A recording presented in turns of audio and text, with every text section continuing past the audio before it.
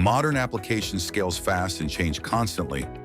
Are you still relying on traditional software systems that struggle to keep up? Your solution lies in microservices. Let's take a closer look at what microservices are, why they exist, and how they help teams build scalable applications. Microservices are a modern way of designing and building applications. They were created to overcome the limitations of older software architectures. To understand microservices, we first need to take a closer look at how application design has evolved over time.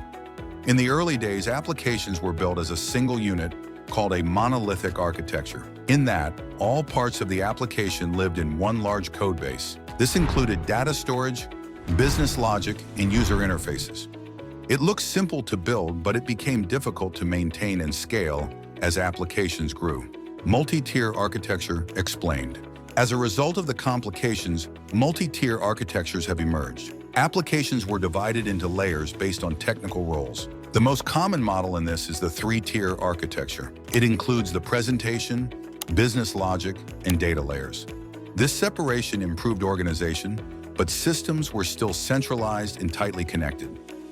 Why microservices were introduced?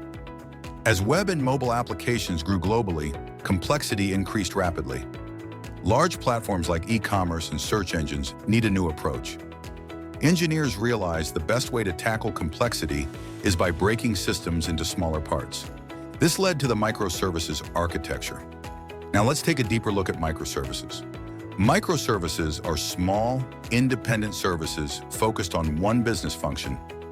Each microservice handles end-to-end logic, data, and processing. They communicate using simple APIs and lightweight protocols like HTTP or message queues. As they are independent, teams can build, deploy, and update services without affecting others. Let's explore how it helps teams work better in practice. Microservices allow teams to work independently, and in parallel, different teams can focus on other services. Services can be built using different technologies if needed.